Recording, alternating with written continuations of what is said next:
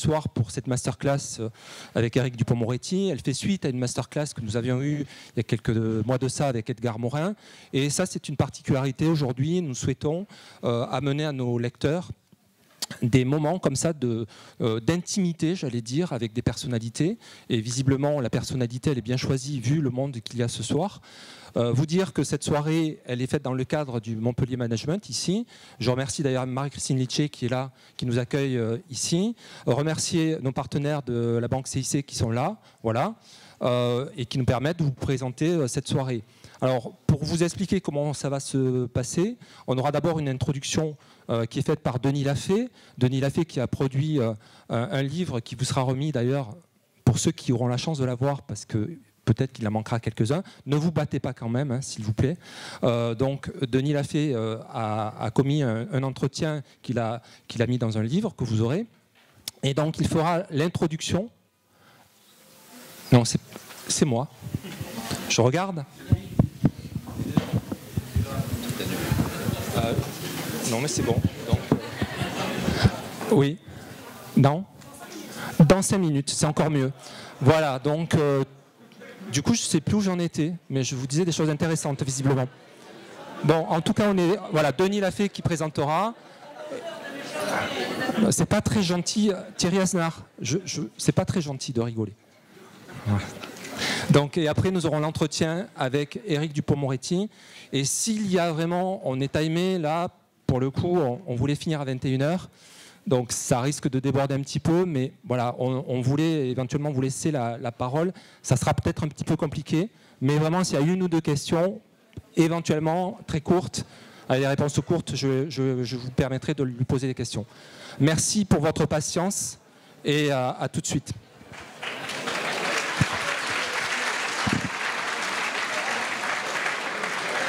Au nom de la tribune et de mon cher ami Jean-Claude Gallo, je suis très heureux de vous accueillir pour cette masterclass d'Éric. Éric, chacun le connaît ou pense le connaître au travers de ses interventions médiatiques, également dans le prisme des grands procès, dont parfois et même souvent il fait sortir ses clients vainqueurs. Cette visibilité publique et l'interprétation que chacun d'entre nous peut faire des causes qu'il choisit de défendre n'expose qu'une facette du personnage. Et c'est de révéler la complexité, la puissance, les paradoxes, les fragilités et au final l'humanité d'Éric qu'a ambitionné notre livre, Le droit d'être libre, publié chez l'Aube il y a 1 an et réédité cette fin d'année dans une version illustrée et titrée Ma liberté. Livre que nous aurons la joie de vous offrir, et vous l'avez bien mérité, de vous offrir à l'issue de notre échange. Ma liberté en référence aussi au merveilleux texte de Moustaki qui dit beaucoup de la trajectoire récente d'Éric. Je suis essoufflé parce qu'on arrive du Palais et c'était chaud. La trajectoire récente d'Éric et de sa passion pour la grande chanson française. Mais l'objet de notre dialogue dans ce livre n'était pas circonscrit seulement à l'humanité d'Éric, n'était pas confiné seulement à saisir ses singularités d'homme, à débroussailler, à explorer son intériorité. Non, l'humanité d'Éric est utilité, elle est parfois même trésor parce qu'elle s'est construite depuis 58 ans dans un cheminement de vie personnelle puis professionnelle qui dit beaucoup et même énormément de notre époque. Elle dit, mais surtout elle bouscule et elle ébranle. Pour tout spectateur, cette humanité est à la fois enseignement et questionnement, comme lorsqu'elle nous confronte à nos propres errements, à nos doutes, à nos certitudes. Devant certaines déclarations, plaidoiries, choix de défense d'Éric, on est interrogé au fond de soi, on est mis en débat intérieur et on est ainsi exhorté à progresser dans sa conscience. Éric le sait bien, une partie de l'opinion publique l'admire, l'adule, une autre le redoute et même le blâme. Le droit d'être libre, c'est bien sûr le droit d'être en désaccord avec lui.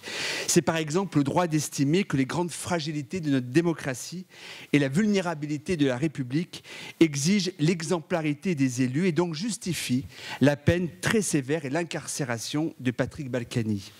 Le droit d'être libre, c'est peut-être aussi de contester Éric lorsqu'il fustige les dérives combinées de la justice et de l'opinion publique sur la place conférée aux victimes. Mais le droit d'être libre, c'est aussi le devoir immaculé de respecter une opinion distincte. C'est à la condition du respect, de la considération de chaque différence, de toute différence, que l'on protège nos libertés, et cette règle devrait être universelle. Or, elle est aujourd'hui bafouée et salie. Bafouée et salie par l'hygiénisme, la moralisation, l'aseptisation, l'uniformisation, la transparence tentaculaire et qui contamine l'ensemble de nos raisonnements et de nos comportements. Bafouée et salie par le despotisme délirant des réseaux sociaux, un narcissisme et une vanité inédits par la faute desquels chacun se croit habilité à juger et autorisé à condamner. Une faute qui n'épargne personne, pas même les journalistes les plus réputés. Ainsi, Nicolas Demorand, dans la matinale de France Inter, jugeant obscène qu'Éric ait évoqué lors du procès la peine de la mère d'Abdelkader Mera. Le chagrin des victimes ne peut pas être confiscatoire. Une mère, même si elle met au monde un enfant qui est le dernier des derniers, peut avoir de la peine. Ce qui est obscène, c'est de dénier à cette femme le fait qu'elle soit une mère, lui répondit Éric. C'est d'ailleurs au cours de cette affaire Mera que m'est venue l'idée de notre livre. Face au déferlement de haine qui s'abattait sur Éric, j'étais d'abord en peine pour lui. Mais la peine ne suffit pas pour réaliser un livre, et même l'excès d'empathie n'est pas compatible avec l'exigence de distance, d'objectivité, d'indépendance et donc de liberté que requiert la conduite d'un tel dialogue. Cette règle d'ailleurs vaut autant pour le journaliste que pour l'avocat. Donc j'étais surtout effrayé car ce moment cristallisait de manière à la fois symbolique et paroxystique le dépérissement de notre société et son exposition au pire péril. Ce moment indicible de l'histoire personnelle d'Éric nous éclairait en effet sur le moment indicible que traverse notre époque, notamment, mais pas que, depuis les attentats de Charlie Hebdo, de l'Hypercacher, du Bataclan ou de Nice. Il était donc important de mettre en perspective ces deux moments, puis d'en mettre les leçons elles-mêmes en perspective d'autres défenses. Éric a été, je le rappelle, au cœur de procès majeurs. Je cite l'affaire Doutreau, il obtint l'acquittement de Jocelyne Godard, le procès Erignac, là aussi il obtint l'acquittement du cerveau présumé de l'assassinat du préfet, les affaires Viguier, Séché ou Muller, la défense donc d'Abdelkader Mera, celle des pilotes d'Air Cocaïne, celle de Georges Tron, blanchi en plein déferlement MeToo et Balance ton port. Il a évité la prison à Jérôme Cahuzac, mais pas au gendre d'Hélène Pastor, condamnée à perpétuité, ni donc à Patrick Balkany. Au final, ces procès, mais aussi le fonctionnement de la justice, le comportement d'une partie de l'opinion publique et de certains médias sont des marqueurs de notre société. Des marqueurs et à bien des égards les symptômes de son délitement. Et la liste de ces stigmates est longue.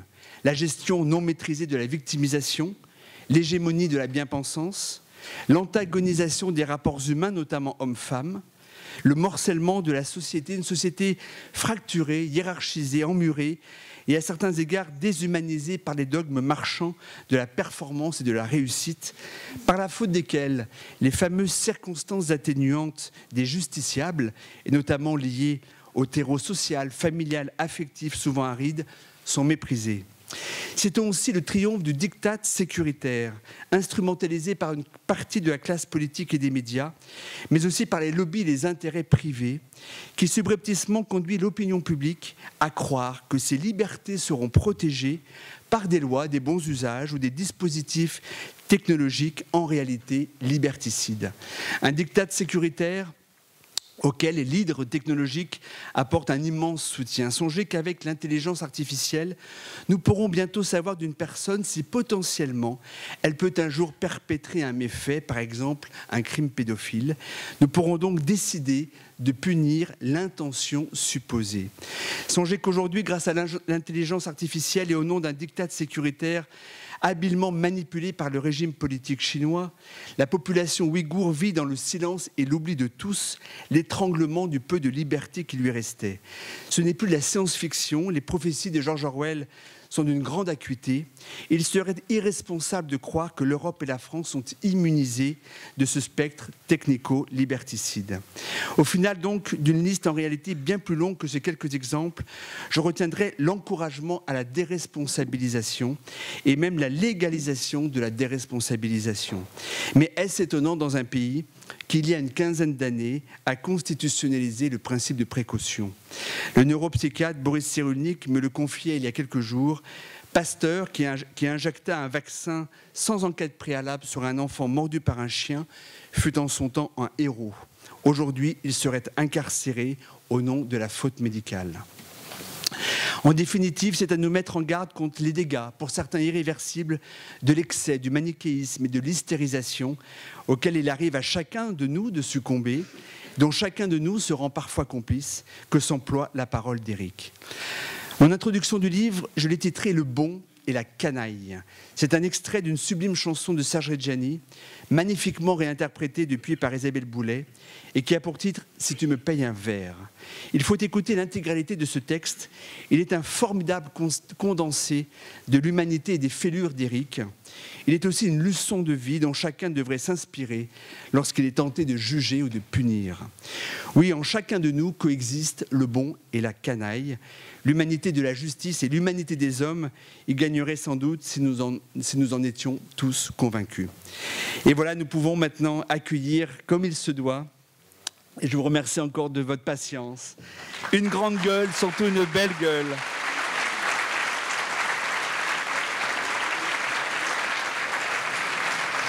Et qui a obtenu, je vous le rappelle, le nombre record de 140 acquittements, qui triomphe au théâtre depuis le début de l'année dans la pièce autobiographique À la barre. Et pour l'interviewer, le vice-président de la Tribune, mon ami Jean-Claude. Merci, bonne soirée.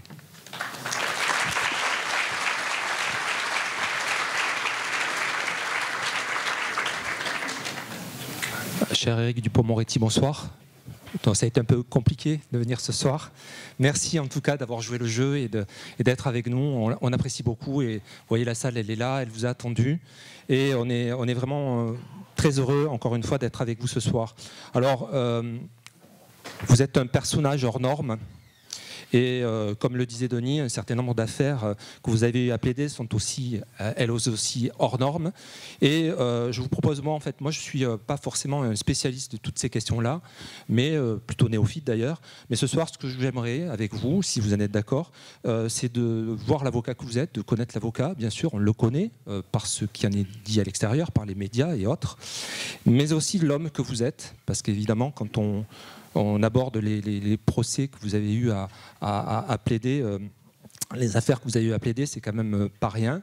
Et on imagine que ça peut toucher l'homme, Denis le disait également.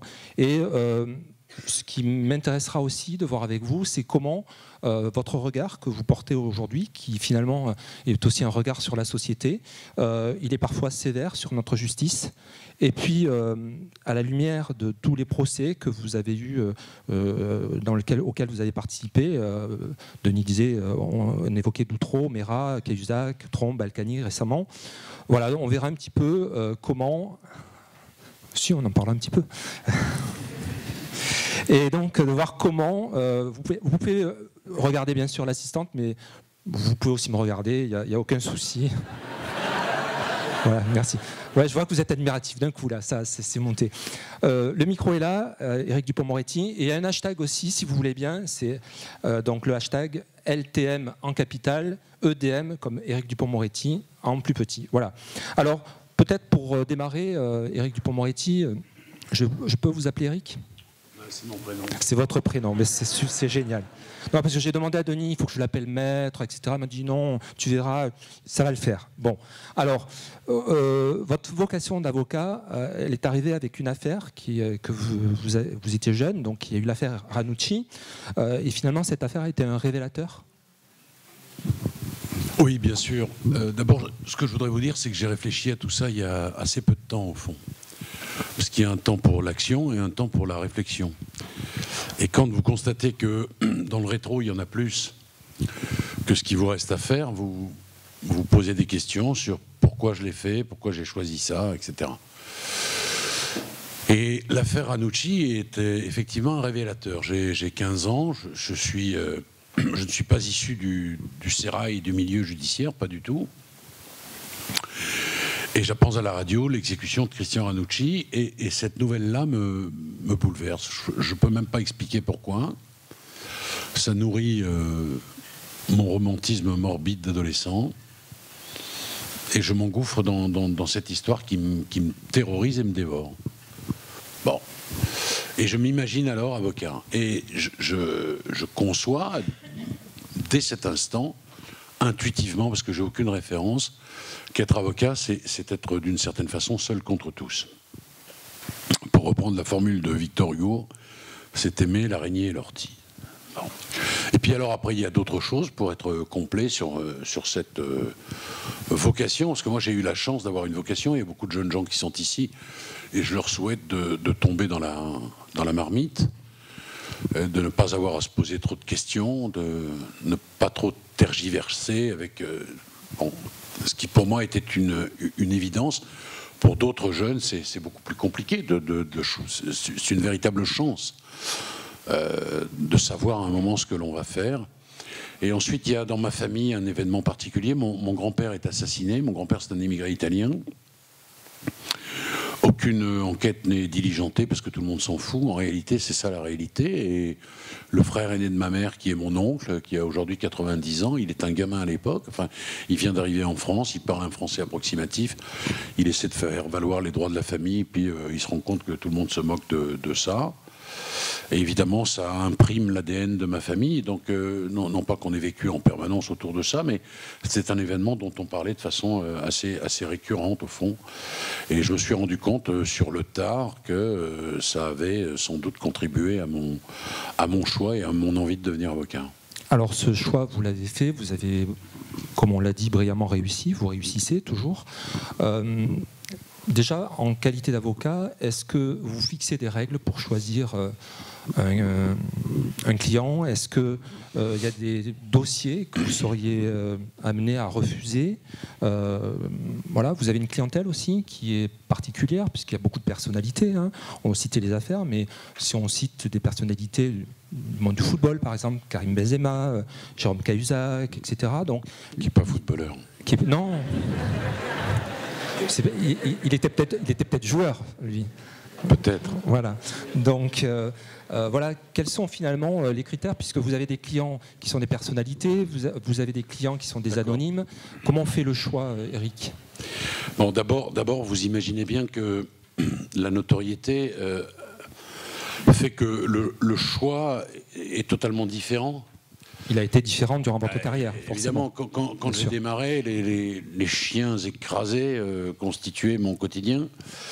Et c'était une bénédiction, c'était les premiers dossiers, les premières affaires. Vous essayez tout, vous essayez des formules, vous essayez de travailler d'une certaine façon, vous essayez votre voix, vous essayez une rhétorique, vous essayez de trouver votre style. En réalité, c'est sans doute le plus dur. Puis vous essayez aussi d'appréhender votre peur, et ça n'est pas rien. Aujourd'hui, j'ai moins de difficultés de cet ordre, j'en ai encore, il m'arrive encore d'avoir peur, très peur. Les choix aujourd'hui, ils sont, comment dirais-je, les critères sont différents. Le premier critère, c'est l'agenda, évidemment. Parce que si vous venez me voir pour une affaire qui va se dérouler le 12 février et que le 12 février je suis à Montpellier, ben c'est râpé, voilà. Je ne prendrai pas votre affaire. Le deuxième critère, c'est l'intérêt que je porte à l'affaire. Et est-ce qu'il correspond à mon expertise et à mon domaine de compétence? Évidemment, si vous me demandez d'aller faire, je ne sais pas quoi, du droit maritime, j'en ai jamais fait, je risque de vous envoyer chez un confrère dont c'est la spécialité. Le troisième critère, c'est que je ne veux pas être l'avocat d'une cause. J'ai défendu des politiques dans différents partis.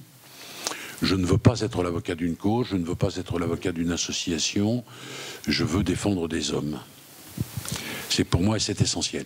Et l'autre critère, parce que je vis de mon métier, c'est les honoraires. Oui, j'allais le dire, l'argent. Ouais, mais j'allais y venir tout seul. Hein. Et est-ce que vous plaidez parfois, parce que j'imagine que dans les cas que vous avez, je ne sais pas moi, il y a des gens qui ont peut-être moins d'argent, est-ce que vous adaptez vos honoraires finalement pour cela ?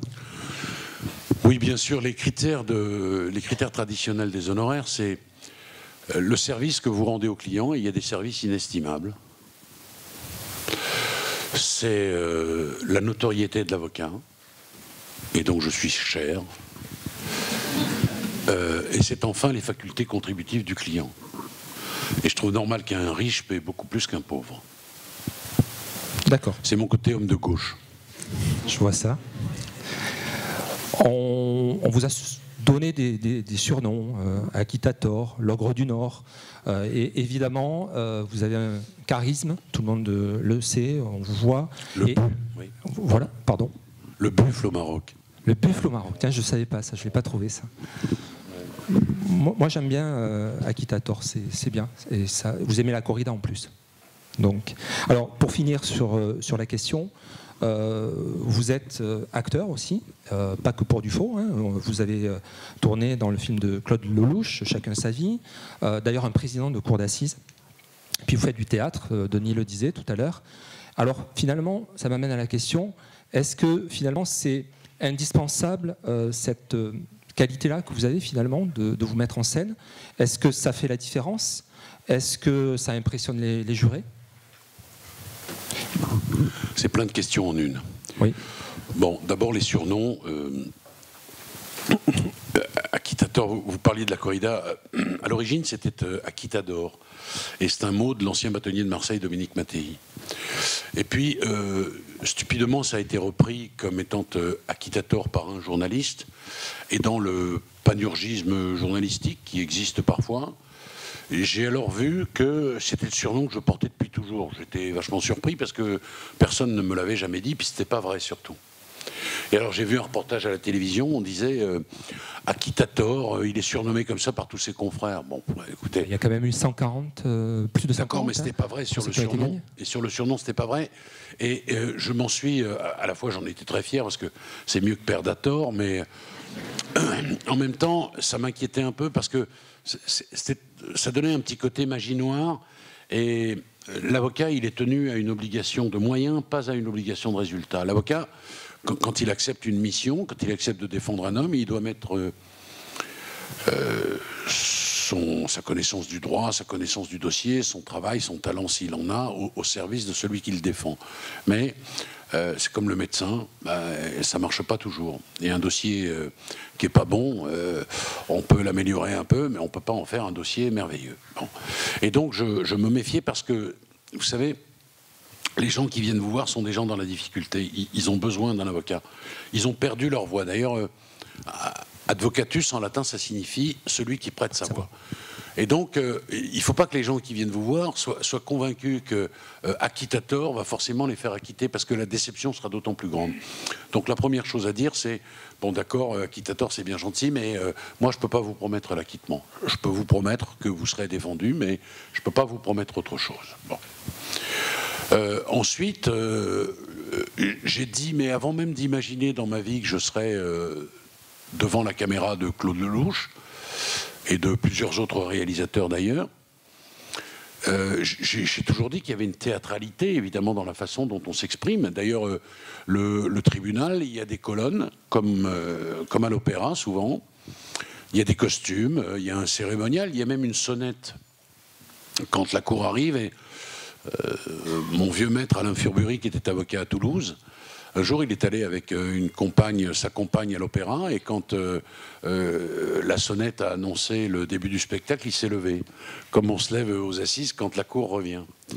Donc oui, il y a une théâtralité, mais elle existe dans bien d'autres métiers. Le présentateur du JT, il est dans une forme de théâtralité, évidemment. Il ne peut pas se marrer quand il raconte que 12 enfants se sont fait tuer. Il peut pas. Enfin, vous voyez, il est obligé de prendre une mise de circonstances. Pourtant, il est en retrait par rapport à ces choses, forcément, parce que sinon, il ne vivrait plus. Mais oui, il y a ça. Et moi, je l'ai toujours revendiqué. Et alors, parfois, on dit « Ah ouais, mais l'avocat, c'est qu'un acteur. » Oui. Parfois, c'est quand même un plus, Eric. Mais c'est plus, c'est bien plus. Et puis, je vais vous dire, il y a un point commun. Alors, l'acteur, il peut faire 25 prises, l'avocat, il en a qu'une. Hein. Et puis, les enjeux sont singulièrement différents quand même. Mais l'énorme point commun, enfin, il y en a plusieurs. Il y a l'oralité, il y a la façon de s'exprimer, il y a tout ça, bien sûr. Mais le point commun essentiel entre l'acteur, le comédien ou l'avocat, c'est que s'il n'est pas dans la sincérité, ça se sent tout de suite. Bien sûr. Vous pouvez faire tout ce que vous voulez. Alors, vous êtes très médiatique, vous êtes souvent dans les émissions de télévision, on vous voit aussi, on vous écoute à la radio. Ça, finalement, d'abord, cette médiatisation forte, d'abord, est-ce que vous l'assumez? Et d'autre part, est-ce qu'elle vous sert, voire est-ce qu'elle vous dessert parfois? Les deux.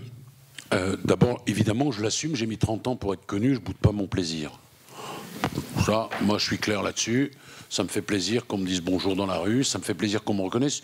Surtout que c'est une notoriété qui s'exprime de façon infiniment sympathique. Souvent, c'est des petits gestes.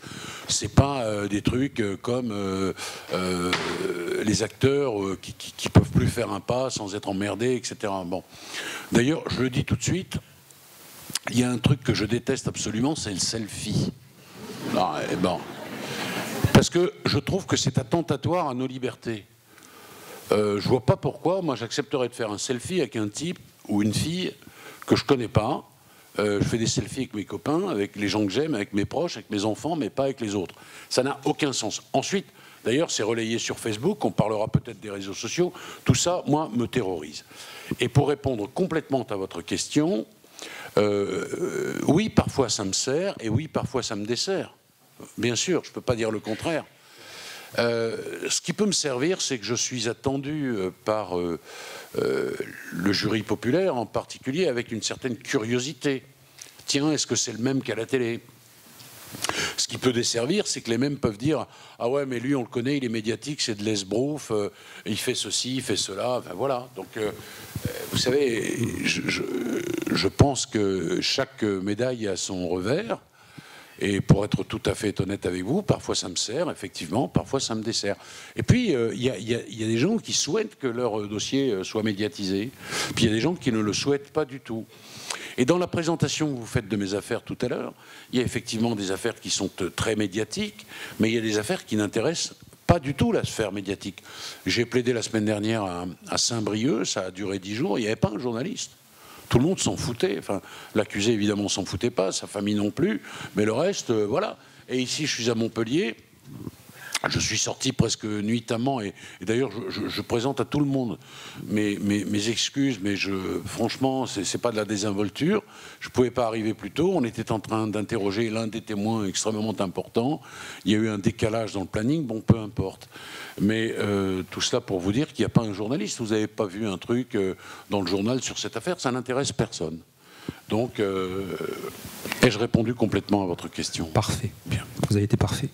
Lorsque vous défendez en 2017 Abdelkader Merah, donc le grand frère de Mohamed Merah, alors il y a eu un appel, mais en l'occurrence cela, il a été condamné à 20 ans de réclusion criminelle en première instance pour association de malfaiteurs terroristes, mais acquitté sur le chef de complicité d'assassinat. Oui. Et là, il y a quelque chose de terrible qui arrive, c'est qu'effectivement, vous avez été attaqué de toutes parts. Oui. Et la question, c'est finalement cette affaire qui révèle un certain état d'esprit justement du grand public, etc., des journalistes. Est-ce qu'elle est finalement... elle amène la question de dire d'abord comment vous l'avez vécu cette affaire, et est-ce qu'une affaire comme ça, finalement qui est très forte, où il y a eu beaucoup de morts, voilà, on le sait, on s'en rappelle tous, est-ce que cette cause, c'est la question que j'imagine tout le monde veut vous poser ce soir, peut-on défendre tout et voir l'indéfendable ? Alors, vous faites bien de la formuler comme ça, la question, parce que j'ai pas défendu une cause, moi. Je suis pas devenu islamiste radical parce que je défendais Merah. J'ai défendu un homme qui disait depuis le début qu'il n'était pas le complice de son frère Mohamed. La cour d'assises a d'ailleurs dit, dans un premier temps, qu'il n'était pas le complice des assassinats perpétrés par son frère. Et la question pour moi, c'était la suivante. Est-ce qu'un type qui incarne à un moment donné de notre époque le mal absolu doit encore bénéficier des règles qui sont les nôtres ? Autrement dit, pour le formuler autrement, est-ce que l'on doit juger des présumés terroristes différemment des autres accusés ? Est-ce que, parce que ce sont des terroristes ou des terroristes présumés, on ne leur fait plus bénéficier des règles qui sont les nôtres, et en particulier la règle cardinale du doute ? Autrement dit encore, est-ce qu'on est favorable à ce que cet homme-là soit jugé comme les islamistes radicaux jugent les malheureux otages qu'ils ont malheureusement capturés, sans procès ou avec une espèce de procès sommaire qui est un simulacre, sans avocat ? Mon idée, c'était que ce qui distingue la barbarie de la civilisation, c'est la règle de droit et son application. Et c'est pour ça que c'est un des procès dont je suis le plus fier, si ce n'est peut-être le procès dont je suis le plus fier.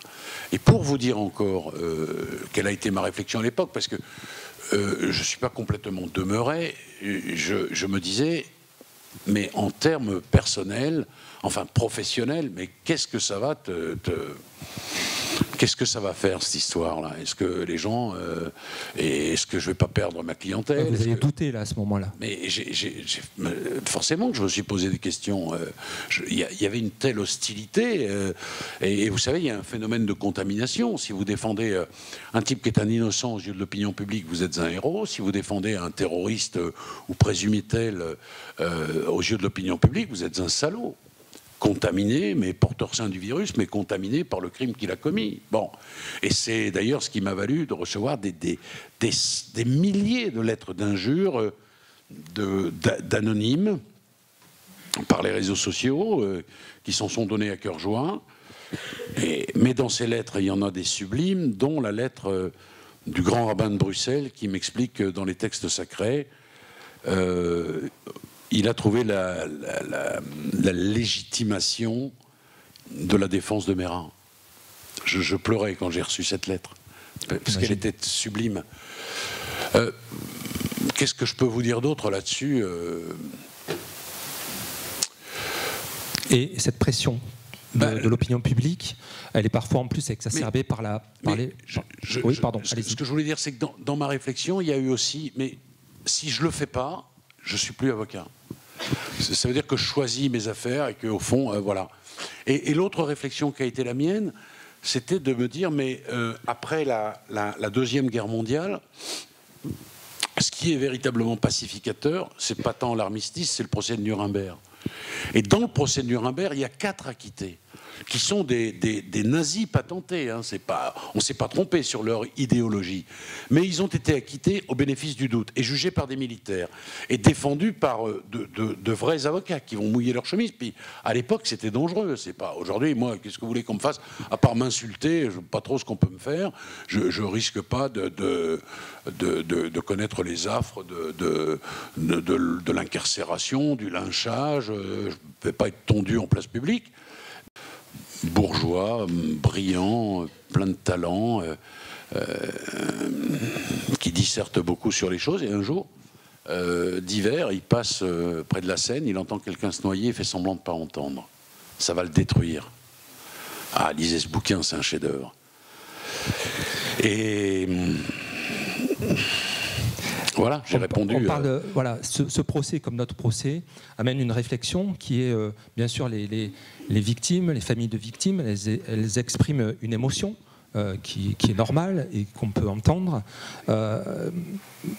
Denis, dans son bouquin, parle d'une société où finalement on est dans la victimisation à outrance. Voilà, mais justement, est-ce que ça, comment vous l'appréhendez, cette victimisation permanente, où les journalistes en remettent, en rabattent? J'ai des exemples, notamment sur la mère de Meyrat, où c'est Nicolas Demorand, hein, c'est ça? Nicolas Demorand qui me conteste le fait d'avoir dit que la mère de Meyrat était une mère. Mais oui, c'est une mère. Et d'ailleurs, je lui dis en direct sur France Inter, mais c'est pas une vache, elle a pas vélé. Et il est tout confus de ça. Enfin, il est tout confus, pas trop, mais enfin bref, il se prend une raclée pour dire les choses comme elles méritent d'être dites. Et bien sûr que c'est une mère. Mais oui, on est dans... D'abord, je pense qu'on a... Notre société a beaucoup négligé les victimes pendant longtemps. En particulier les affaires de mœurs, de pédophilie, des trucs comme ça. Ça se réglait toujours... par quelque chose, une espèce de transaction absolument insupportable. Et puis aujourd'hui, on est dans un phénomène totalement différent qui connaît aussi de nombreuses dérives. Le premier président de la Cour d'appel de Paris, Jacques de Gandhi, il a écrit que la victime devenait l'âme du procès pénal et que c'était au fond très inquiétant. Et il y a une mise en scène du malheur des victimes destinée à favoriser leur deuil. Et il y a une escroquerie morale qui est cette idée qu'on peut faire son deuil à l'audience, on fait son deuil au cimetière. Et au fond, sous prétexte de faire du bien aux victimes, on leur fait du mal parce qu'on les maintient dans un statut victimaire. Les victimes qui se voient le mardi, le mercredi, le jeudi avec la cellule psychologique d'urgence, ce malheur partagé finit par leur procurer une forme de confort au détriment de la guérison de leur traumatisme. Et je dis que c'est un statut faussement protecteur. Et d'un point de vue électoraliste, avec l'appui de certains médias... Et les réseaux sociaux. Et les réseaux sociaux, évidemment. Parce que ça change beaucoup de choses aussi. Bien sûr. On a constitué une espèce de comment dirais-je, de nouveaux groupes sociologiques, la victime avec un V majuscule, qui a le monopole du cœur, de la délicatesse, de tout. Et moi, je dis qu'on est en pleine dérive. Et d'ailleurs, le corollaire de ça, c'est un des corollaires de ça, c'est la déliquescence de la présomption d'innocence dans notre pays. Bon, regardez, je vous donne des exemples. Comment il s'appelle le cinéaste qui vient de réaliser l'affaire Dreyfus? Pardon? Polanski. Il y a une dame qui dit il y a 40 ans il m'a violée. C'est possible, moi j'en sais rien du tout. Mais il est aussi possible qu'elle ne dise pas la vérité, j'en sais rien. Sauf que d'emblée, on a pris fait et cause pour elle, au point que Marlène Schiappa, qui ferait mieux de se taire, lui apporte son soutien. D'abord, comment un membre du gouvernement, s'il y a des juristes ici, peut apporter son soutien à cette dame au seul motif qu'elle est plaignante. Elle n'est pas victime à ce stade. Bien. Vous avez ensuite les hashtags Balance ton port, entreprise mondiale de dénonciation des comportements inadéquats que des hommes font subir aux femmes. D'accord. Il s'agit, c'est pas rien, d'éradiquer tous les porcs. C'est un beau programme. Mais les dénonciations, elles vont générer des procès publics et elles vont être reçues par la toile sans aucun filtre. D'accord? Et comment un innocent fait-il pour se défendre? Comment un homme qui serait accusé à tort pourrait s'en sortir, si ce n'est en disant qu'il n'a rien fait? En bredouillant qu'il n'a rien fait. D'ailleurs, dans ce phénomène, hashtag MeToo, balance ton port, il y a des gens dont on sait aujourd'hui qu'ils ont été accusés à tort. Alors, entendons-nous bien, moi je ne dis pas qu'il ne faut pas recueillir la parole des femmes qui se plaignent de tels comportements, évidemment. Il y a une véritable amélioration à apporter dans la façon dont elles sont reçues par les services de police et de gendarmerie, parce qu'il y a quelques carences, et on le sait bien, et même en matière de ce qu'on appelle aujourd'hui le féminicide. Alors, ce mot-là, moi, me sort par les naseaux, mais bon, peu importe. Je peux vous dire pourquoi. Mais il y a eu des plaintes qui n'ont pas été examinées, la police ou les gendarmes ne se sont même pas déplacés, et puis la malheureuse, elle est morte 3 semaines plus tard. D'accord. Donc moi, je ne dis pas que la parole ne doit pas être libérée. Je dis que c'est à la justice et à elle seule de recevoir les dénonciations. Mais cette justice, des fois, elle est pas là. J'entends bien. Mais est-ce que c'est une raison pour que les réseaux sociaux se substituent à la justice avec les risques que ça comporte?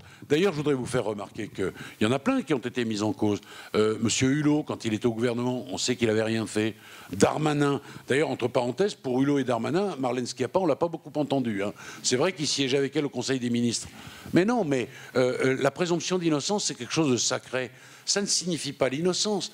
Ça signifie que, de par notre Constitution, pour les non-juristes, un homme ne peut pas être déclaré. On ne peut pas dire de lui qu'il est coupable avant qu'il ait été déclaré coupable par une juridiction. Justement, Éric, vous avez eu à défendre Georges Tron. Voilà, ça nous amène un peu à ce sujet, maire de Travelles et ancien secrétaire d'État à la fonction publique, donc poursuivi par 2 de ses anciennes employées municipales au motif de viol et d'agression sexuelle. Et vous allez obtenir l'acquittement de Georges Tron. Justement, comment ça s'est passé avec lui? Parce que j'ai lu des choses où finalement vous avez dit des choses de très puissantes concernant cet homme qui a été, à vos yeux, mis au pilori de la société. Ah oui, d'abord par les médias. Alors comme il y avait cette histoire de réflexologie, de massage de pied, tout le monde s'est foutu de sa gueule, c'est ça la réalité. Mais dans des proportions que vous n'imaginez pas, parce que quand on vit un truc comme ça, on peut se dire, à un moment, moi je me suis dit ça, mais comment il a fait pour pas se flinguer? Lui, toucher sa femme, ses enfants, bon. Les médias ont peu de respect pour la présomption d'innocence, c'est de pire en pire. D'ailleurs, on reviendra sur Tron ensuite. Regardez ce qui se passe sur les chaînes d'infos continue. on ouvre des procès publics. Vous avez une nana là, qui est une ancienne présidente de cour d'assises qui connaît rien du dossier. Deux anciens flics qui connaissent rien non plus du dossier. Il ferait mieux de... C'est sur la dialectique, hein, souvent que... Oui, il ferait mieux de profiter de leur retraite. Après, vous avez un avocat qui est là, il connaît pas non plus le dossier. Le type, il a qu'à s'occuper de ses affaires, puis pas aller discuter sur les plateaux de télé des affaires des autres. Et vous avez, c'est la cerise sur la petite griotte sur le gâteau médiatique, le psychiatre. Alors lui... ben ouais, vous marrez tous, vous avez tous vu ça. Il fait le diagnostic sur un mec qu'il n'a jamais rencontré. Mais moi, je trouve ça indécent. Et je ne sais pas si on parle d'un innocent. Je dis qu'on parle, alors juridiquement, d'un présumé innocent et que peut-être, dans 3 ans ou dans 4 ans, il sera acquitté. C'est le cas de Georges Tron, d'ailleurs. Il a été acquitté. Et il y a véritablement eu des discussions, mais qui étaient surréalistes.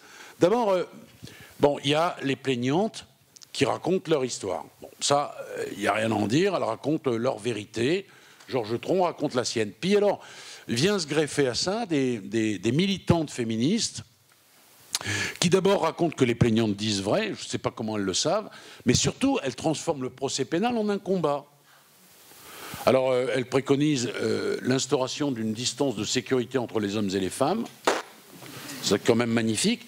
Et puis, on se retrouve face à des dialogues de sourds. À un moment, je dis à l'une d'entre elles, « Madame, pardonnez-moi, une jeune actrice de 20 ans va voir un producteur et lui dit, voilà, je veux absolument réussir. » Le type lui dit, ben, mademoiselle, il faut coucher. Comment vous appelez ça, vous? Elle me dit, pour moi, c'est un viol, c'est une emprise. Mais je dis, moi, j'appelle ça une promotion canapé. C'est peut-être générationnel, j'en sais rien, mais la discussion se pose. Et aujourd'hui, une réflexion comme celle que je fais est totalement interdite. On pousse des cris d'orfraie, mais comment dire un truc pareil? Et de la même façon, on me dit, mais il y a une forme d'emprise. Les hommes de pouvoir, et Tron est un homme de pouvoir, exercent une emprise. Ben, je dis, oui, madame, d'accord, c'est bien gentil votre truc, mais il y a des femmes qui aiment le pouvoir et qui vont vers les hommes de pouvoir. Enfin, tout ça est compliqué. Mais on vit dans une époque sans nuance. Donc aujourd'hui, on a consacré totalement la victimologie, le victimaire. Denis il a 200 000 fois raison. L'hypermoralisation aussi. L'hypermoralisation, et on s'en sort plus. L'hypermoralisation, au fond, c'est quoi? C'est la bien-pensance, d'un côté, le bien et la bien-pensance, et de l'autre, le mal. Et il faut absolument que vous vous positionniez. Et si vous dites, mais moi, je veux quelque chose de nuancé, non, non, non, c'est là qu'il faut aller, ou là. Voilà, c'est le combat du bien contre le mal. Et il y a une traduction judiciaire de ça, évidemment, il y a une traduction médiatique de ça, et il y a des trucs qui deviennent absolument dingues. Je vais vous en livrer un ou deux. Sur cette hyper-moralisation. D'abord, le secret est devenu suspect. Vous avez vu, il faut absolument que le secret, le jardin secret est suspect. D'ailleurs, les écoutes sont devenues... Ah, les écoutes, c'est monnaie. Même les avocats aujourd'hui sont écoutés. Oui, et vous avez, moi je dis une nouvelle clique de juges aujourd'hui, gardiens autoproclamés du temple de la morale publique, qui travaillent avec une nouvelle clique de journalistes, Mediapart par exemple. Et qu'est-ce qu'ils ont fait Mediapart dans l'affaire Benalla? Il faut qu'on s'y arrête 2 minutes, là vous êtes jeune, il faut que vous compreniez ces choses. On est allé, on avait un enregistrement illicite sous la table. C'était l'enregistrement de Benalla et d'un autre type, peu importe son nom. Très bien. La police de notre pays ne peut pas procéder à un tel enregistrement. Bien. Ils le publient. Donc moi je dis qu'ils blanchissent une information obtenue illégalement. Une fois que c'est blanchi, publié, le juge d'instruction saisit ce qui a été publié en fait. Ce qui a été publié. Et comme ça, on contourne l'illicéité, l'illégalité de l'enregistrement. Et alors, ces types-là, je suis désolé, mais sont des blanchisseurs d'informations sales. Ce sont des collaborateurs de justice. Et d'ailleurs, la justice leur rend bien, puisqu'elle leur file à tour de bras, à ces journalistes-là, des PV couverts par le secret de l'instruction. Autre exemple, Élise Lucet, des émissions les plus regardées, la grande prêtresse du service public. Elle vient d'être primée, vous savez ça? Ah ben oui, j'en doute pas une seconde. Et Plenel est un modèle de l'école des journalismes, des écoles de journalisme. Elle vient vous voir et elle vous enregistre en caméra cachée. Et elle diffuse. Mais vous accepteriez, vous, d'être filmé en caméra cachée? Ou alors elle met sa caméra sur l'épaule et puis elle harcèle un type, en l'occurrence Woerth. J'avais vu ça, moi ça m'avait infiniment choqué. jusqu'au seuil de son domicile. Elle exige des réponses et le type il veut pas les fournir. Et pardon, il a le droit de ne pas les fournir. Et comme il ne fournit pas les réponses sollicitées par Madame Élise Lucet, ça devient suspect. Bah, franchement, pour moi, c'est des collabos de justice. Enfin, je préfère Zola quand il défend Dreyfus.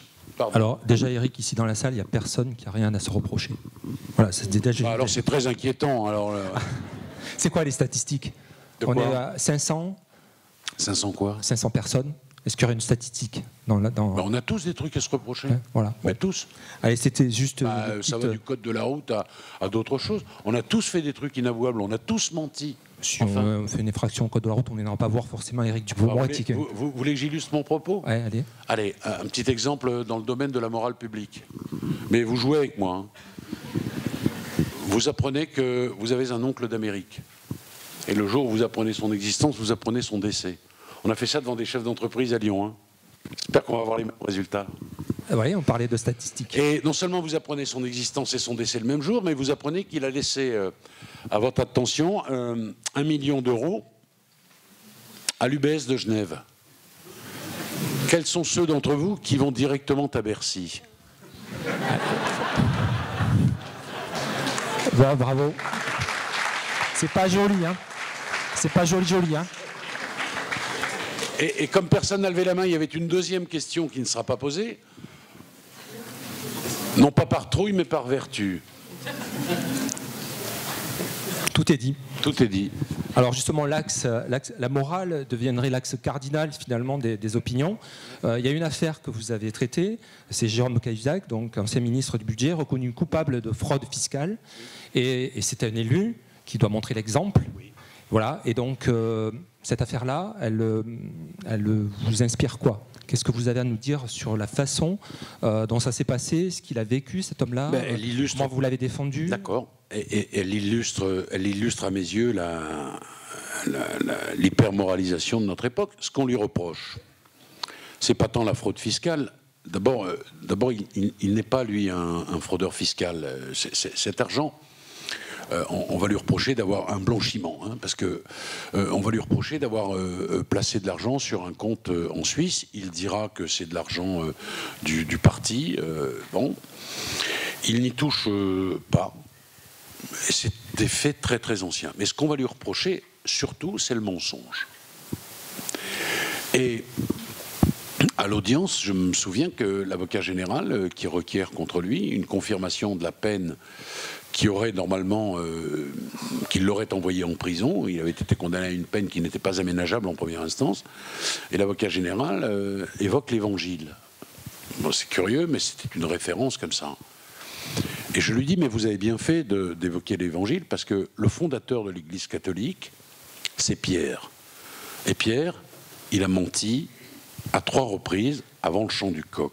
C'est-à-dire qu'on est tous des menteurs. Et ce que j'essaie d'expliquer, j'ai fait venir un psychiatre qui avait expertisé Jérôme Cahuzac. Et ce qu'il disait, au fond, c'était quoi? Je ne trahis pas le secret professionnel, ça a été évoqué en audience publique. Jérôme Cahuzac a des difficultés personnelles dans son couple, etc. La seule chose qui lui reste, c'est son poste de ministre. C'est une réussite exceptionnelle, Cahuzac, et tout le monde s'accorde à dire qu'il y a des lois qui portent sa signature, qui sont vraiment bien faites. Je pense aux lois Evin, des choses de cette nature. C'est un mec qui a beaucoup travaillé, qui est infiniment cultivé, etc. Bon, arrive cette histoire. Il peut pas, dans les premiers temps, il ne peut pas faire autrement que de mentir. C'est comment dirais-je, vous savez, parfois, on se ment à soi-même et naturellement, on ment parce que le mensonge est protecteur et s'il dit d'emblée la vérité, il sait que c'est fini pour lui. Donc il espère. À ce moment-là, il faut se souvenir que... Quand même, Eric, juste, un ministre du budget... Mais je ne vais pas éluder la question. Ouais. Mais écoutez ma réponse. À ce moment-là, il y a peu d'infos dans la presse. Il y a Mediapart qui raconte 3 trucs. Il y a un truc avéré, c'est il y a un compte en Suisse. Les 2 autres trucs, le Riyad à Marrakech et je ne sais plus quoi, c'est des informations complètement bidons. On l'a oublié, mais c'est comme ça. D'accord. Il se dit, lui, je vais essayer de m'en sortir. C'est ça l'histoire. Je vais essayer de m'en sortir. Oui, c'est humain. Stupidement. Oui, mais c'est compliqué de ne pas mentir. Vous savez, écoutez, moi je veux bien tout ce qu'on veut. qui Moi, vous savez, il a fraudé, c'est quand même un peu compliqué. Non, mais qu'il ait été davantage condamné parce que c'est un représentant de la République, tout ça, oui, j'en accepte l'augure. Mais qu'on n'ait pas voulu comprendre son mensonge. D'ailleurs, en appel, le psychiatre est venu expliquer comment, consubstantiellement, c'est ce qu'il tenait, au fond. Mais regardez, nous... on ment pour des conneries qui n'ont aucune signification profonde. Le type, il rentre chez lui, et sa femme elle lui dit, bah, dis donc, qu'est-ce que t'as foutu, là, t'es en retard. Alors, au lieu de dire, bah, j'ai rebu un pastis avec Bernard, il dit, ah, il y avait des bouchons sur la route. Mais ce mensonge-là... Non, mais attends, ouais, mais non, mais c'est important que vous entendiez ça, parce que ce mensonge-là, mais c'est pour une broutille, c'est pour un retard, ça n'a aucune conséquence. Mais quand c'est votre vie qui est susceptible de basculer, et que vous pensez à ce moment-là que vous pouvez passer au travers des gouttes, passer au travers des mailles, moi, je ne fais pas l'apologie du mensonge, mais je comprends humainement... La mécanique psychologique. Et c'est ça qu'il était important d'expliquer. On ne peut pas juger les gens comme ça à l'emporte-pièce. Ça mérite toujours infiniment de nuances. C'est ça, au fond, le travail de l'avocat. C'est que lui-même, je pense qu'il n'est même pas capable lui-même d'expliquer son mensonge. Il va commencer à expliquer son mensonge quand il aura vu, dans le cadre de l'expertise psychiatrique. Parce que le psychiatre va l'amener à dire un certain nombre de choses. Et ça va libérer sa parole. Vous savez, les gens, quand on les juge, on va toujours trop vite. Vous savez ce que c'est qu'être avocat, au fond? Être avocat, c'est dire, attendez une seconde. N'allez pas trop vite. Les situations humaines, elles sont infiniment complexes. C'est vrai qu'on demande toujours d'aller plus vite, on demande d'aller vite. Ouais. Et alors pour finir, on aurait pu évoquer la transparence, qui est le maître mot aujourd'hui. C'est-à-dire qu'il faut être transparent. Voilà. Alors, on va passer à un autre sujet maintenant, qui est celui de l'institution judiciaire, et notamment des juges.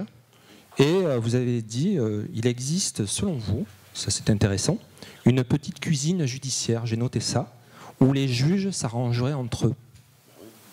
Expliquez-nous.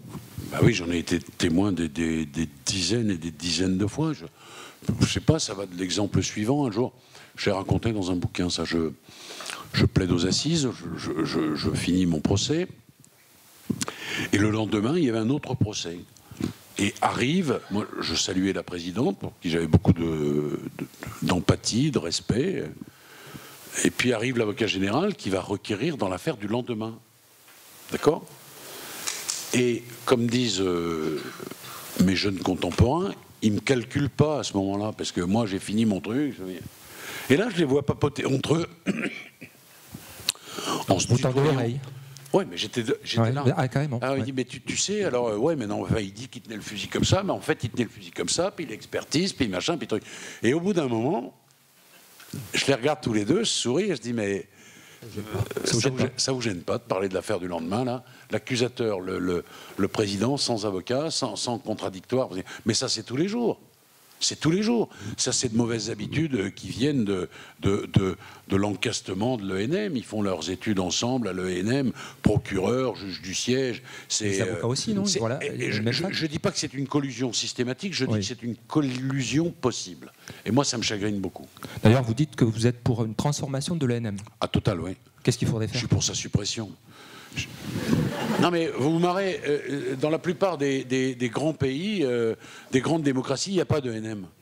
Il y a une école du barreau, on devient avocat un certain nombre d'années et on peut ensuite devenir juge. Mais vous allez comprendre pourquoi, quand on est avocat, on est dans une posture d'humilité, parce qu'on quémande. Quand on démarre, c'est même difficile aujourd'hui quand on est avocat. On est tout seul finalement. Bien sûr, mais vous avez 23 ans, vous allez plaider, vous vous tendez les QL, puis vous dites, voilà, accordez-moi 3 circonstances atténuantes, etc. Vous êtes dans une posture d'humilité, vous êtes demandeur. Mais quand vous êtes juge à 23 ans, vous êtes dans une posture qui devient vite une posture d'arrogance, parce que vous décidez. Et c'est pour ça que moi je pense qu'il faut être 10 ans ou 5 ans avocat avant de devenir juge.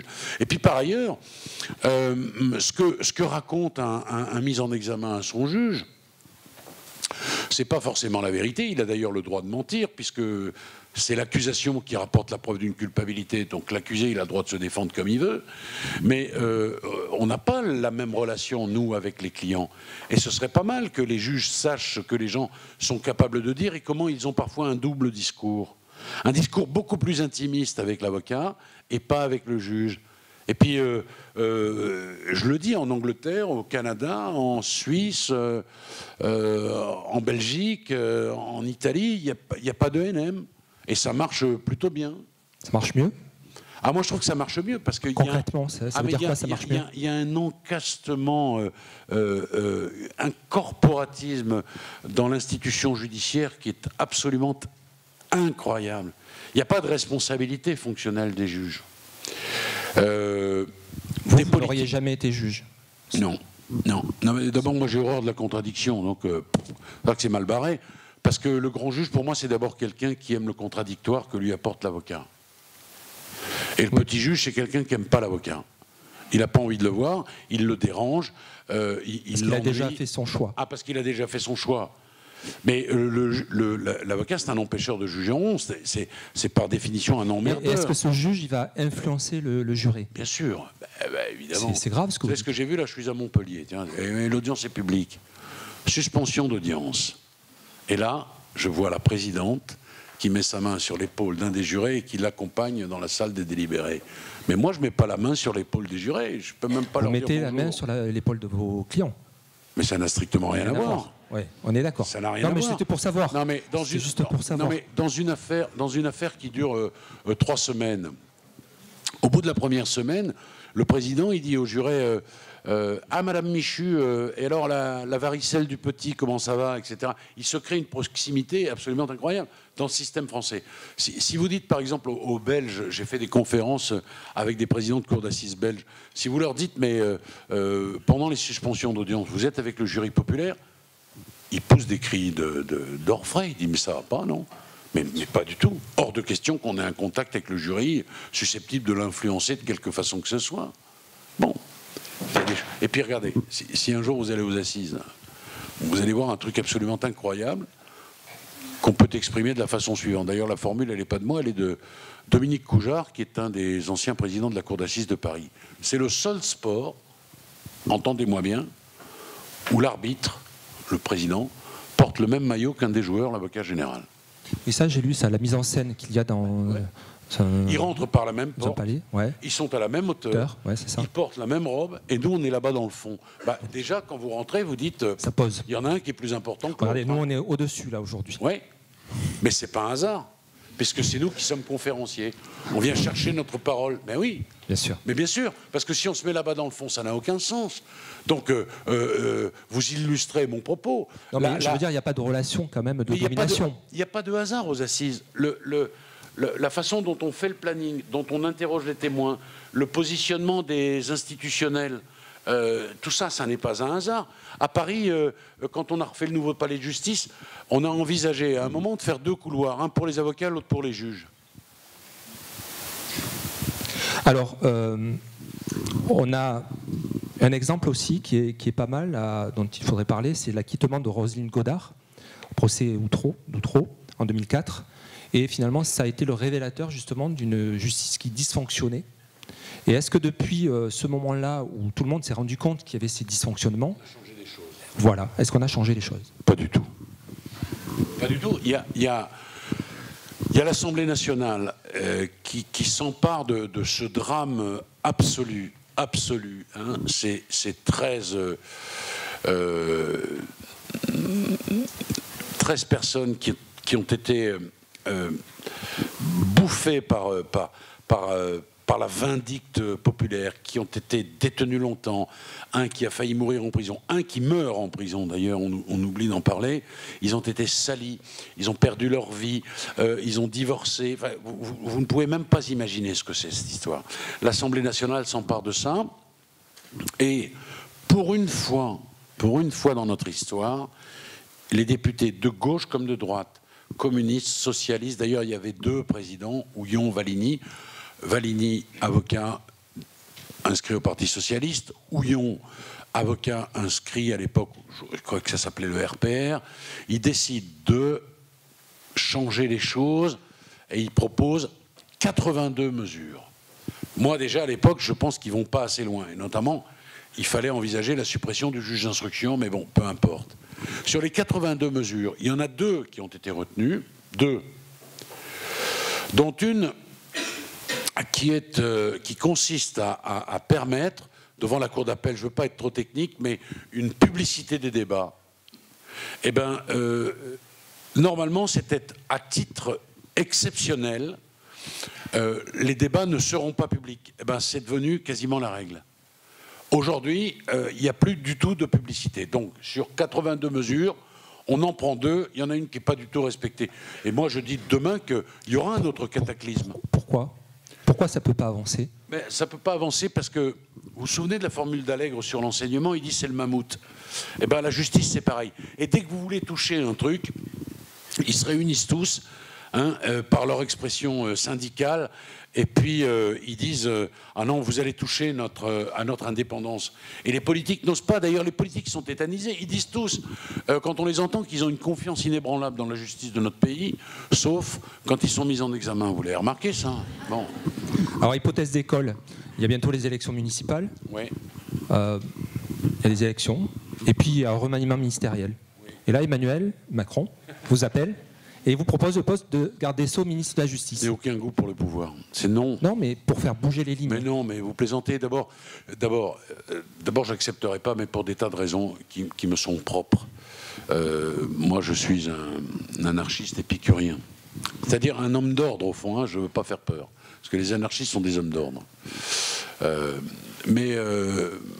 Vous imaginez, non mais d'abord il est trop intelligent pour me nommer à ce poste, ce serait la révolution là. Et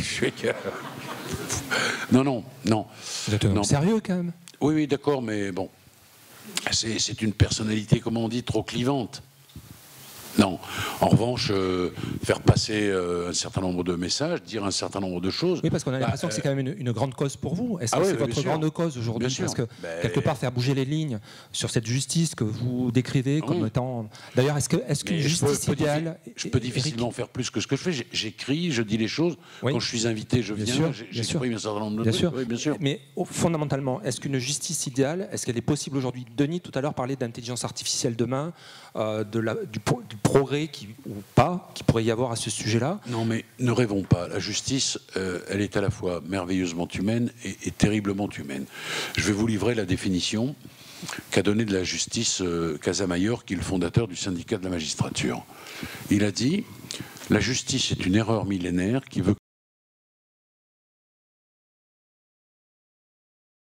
de retraite. » Aujourd'hui, je fais attention à ce que je raconte, mais... non, mais il y a quelque chose de choquant là-dedans, puis ça arrive de façon unilatérale, à un moment donné, sans discussion préalable, ça mérite une autre discussion que celle-là. Bon, voilà ce que j'en pense. Ton tact. Vous avez cotisé toute votre vie, vous avez un certain train de vie, etc., etc. Il y a plein d'avocats qui ne prennent pas la retraite à raison de ce qu'elle est infiniment modeste. Oui, ben, c'est pas rien quand même. D'accord. L'affaire Balkany, qui est sous le feu des projecteurs, là... Alors est-ce que les Balkany, vous ont dit on arrête parce qu'ils n'ont plus l'argent? Ou c'est ça la raison?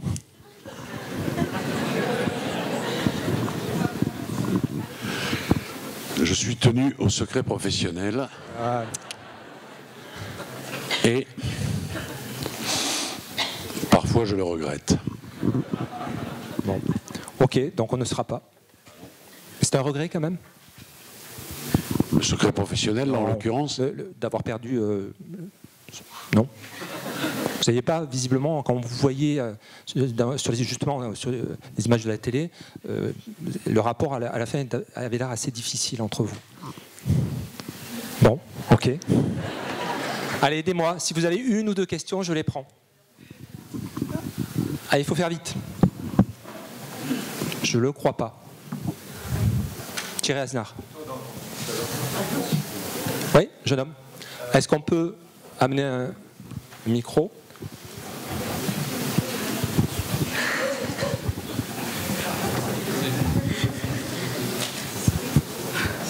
Bonsoir Monsieur Dupond-Moretti. Dans une interview accordée aux médias Thinkerview, l'avocat Juan Branco défend que c'est un problème pour nos libertés dans la République française que les avocats soient payés directement par les clients et que ce ne soit pas pris en charge par l'État. Qu'est-ce que vous en pensez? Au contraire. Moi, je veux être indépendant. Moi, je veux être indépendant. Dans beaucoup de systèmes totalitaires, les avocats sont payés par l'État. Moi, je vois pas du tout, je veux aucun lien pécuniaire avec l'État. Sauf quand l'État vient pallier la difficulté financière d'un justiciable. Il est normal que tous les justiciables puissent bénéficier d'un avocat, mais pour autant, si votre patron, ça devient l'État, ça pose un problème d'indépendance. Je suis totalement en désaccord avec... ma profession, c'est jusqu'au jour d'aujourd'hui une profession libérale. Et ça a un vrai sens. Merci beaucoup. Une autre question? Oui? Madame, là-bas?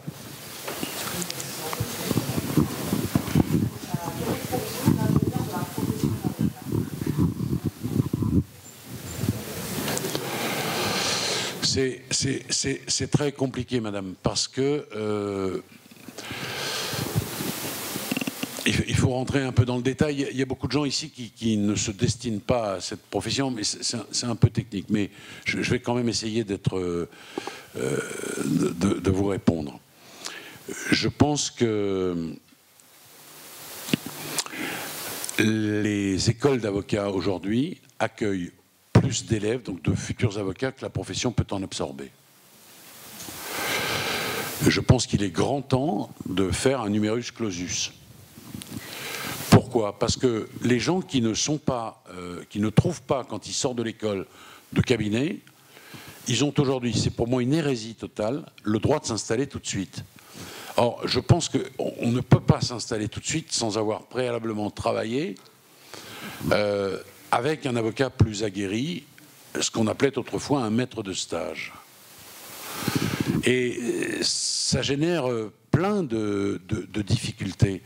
Il faut avoir un vrai maître de stage pour savoir comment on se comporte avec un client qui est un voyou. Il faut avoir un maître de stage pour savoir comment on fait tel ou tel acte purement technique que l'on n'a pas appris à l'école.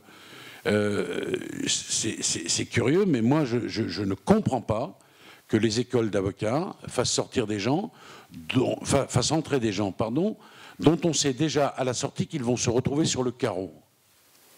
Je ne comprends pas ça. Il y a beaucoup d'avocats qui gagnent le SMIC, mais en même temps, ça ne peut pas être qu'une désespérance, ma réponse. On a aussi besoin d'avocats, on a besoin de bons avocats. Sachez quand même que l'avocat ne sert à rien, mais que ce serait bien pire s'il n'était pas là. Et il faut avoir la foi du charbonnier. Ça, c'est une évidence. Mais c'est une situation et une période économique extrêmement difficile. Oui, bien sûr. Regardez, mais là, je vais devenir un peu technique. Autrefois, moi, à mon époque, les commissions d'office, c'était pas payé.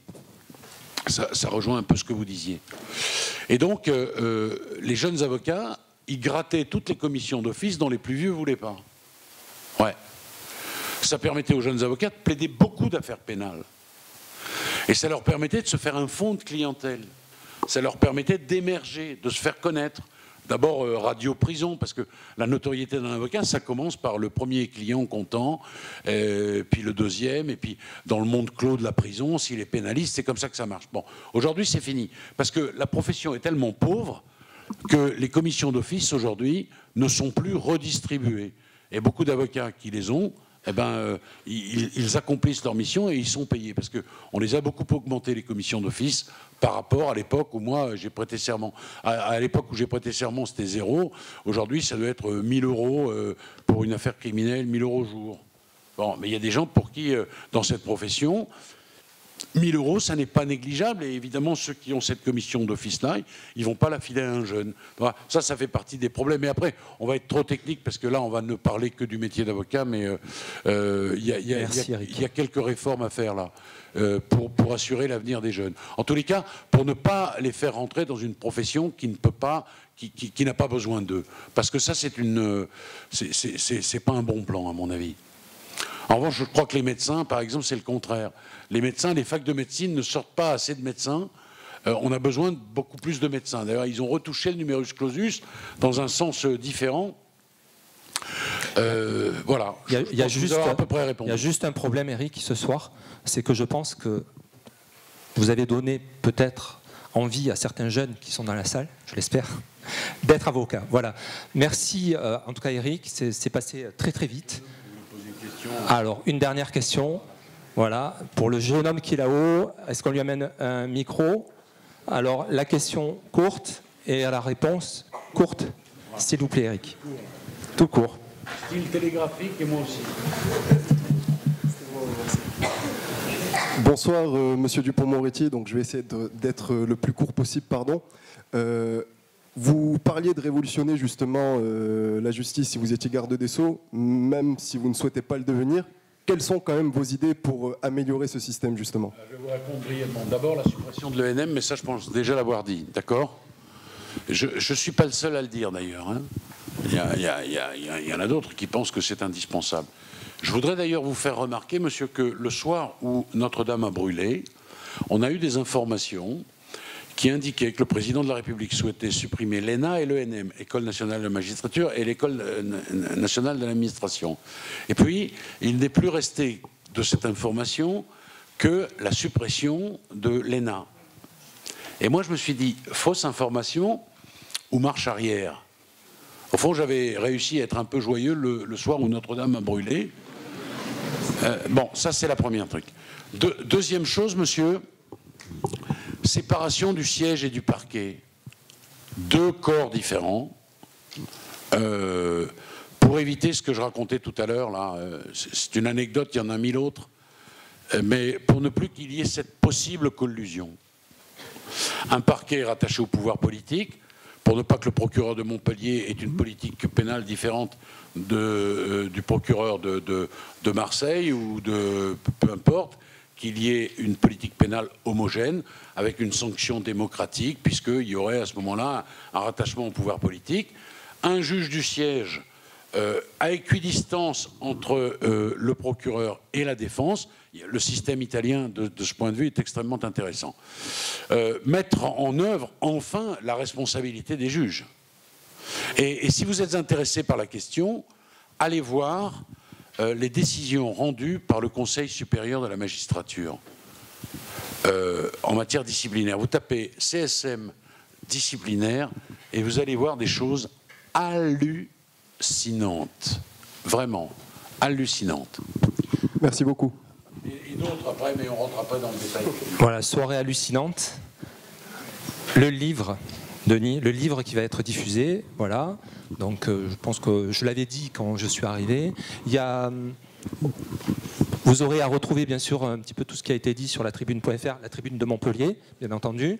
Il voit un film après ou pas? Alors il y avait un film qui était programmé, mais pas au même endroit, c'est la maison des étudiants. Voilà. Voilà. Merci à tous, merci Eric.